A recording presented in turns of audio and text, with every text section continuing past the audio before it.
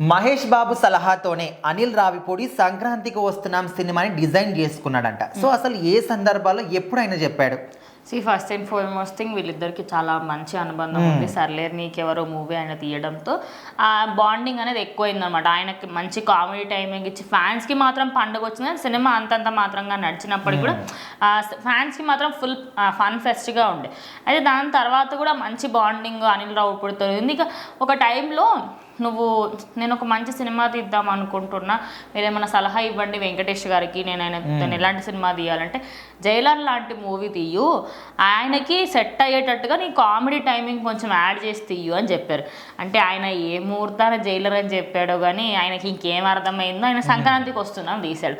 So basically Jailer మూవీలో ఏంటంటే ఫ్యామిలీకి కష్టం వస్తే రజనీకాంత్ ఎలా సేవ్ చేసుకుంటారు, అటు కొడుకైనా ఇంట్లో ఉన్న భార్య పిల్లలకైనా ఎలాంటి ప్రాబ్లం వస్తే ఎట్లా చూసుకుంటారు, ఆయన ఎట్లా అంటే కొన్ని సీన్స్ అనేవి చాలా అంటే చాలా వర్సటైల్గా ఉంటాయి అనమాట. ఆయన యాక్టింగ్ కానీ ఆయన స్వాగ్ కానీ మంచిగా చూపిస్తాడు. సో అందులో కామెడీ టైమింగ్ యాడ్ చేయమంటే సంక్రాంతికి వస్తున్నాం సినిమా తీశాను అని చెప్పారంట. అండ్ దీనికి సంక్రాంతికి వస్తున్నాం సినిమాకి సీక్వెల్ గా కూడా ఇంకో సినిమా కూడా ఖచ్చితంగా ఉంటుంది. నెక్స్ట్ ఇయరా లేకపోతే ఆ తర్వాత ఇయర్ అనేది క్లారిటీ లేదు. కాకపోతే ఖచ్చితంగా సీక్వెల్ మాత్రం ఉంటుంది. ఇప్పుడు మీనాక్షి చౌదరి ఒక పోలీస్ ఆఫీసర్ ఉంటుంది. సో ఆమె ఇక్కడ ఎవరైతే ఐశ్వర్య రాజేష్ ఇల్లు ఉంటుంది కదా, సో ఇంటి బయట ఎదురింట్లోనే దిగుతుంది. సో అక్కడ ట్రాన్స్ఫర్ అవుతుంది. అక్కడ గోడ వెనకాల ఈసారి వెంకటేష్ మామ కూడా కాపలా కాస్తాడు, అదేవిధంగా ఈమె కూడా కాపలా కాస్తుంది. సో ఈ విధంగా అయితే అనుకుంటున్నాను. ఖచ్చితంగా సీక్వెల్ మాత్రం ఉండబోతుంది. కాకపోతే అది ఇప్పుడు నెక్స్ట్ ఇయర్ అనేది క్లారిటీ. అప్పుడు టైటిల్ ఇంకోటి ఉంటుంది, సంక్రాంతికి వస్తున్నా ఉన్నాడు, ఇంట్లో ఇల్లాలు వంటింట్లో ప్రియురాలు పార్ట్ 2 అని ఉండాలి ఖచ్చితంగా. అప్పట్లో ఆ సినిమాకి తగ్గట్టుగానే ఈ సినారియో కూడా ఉండొచ్చు.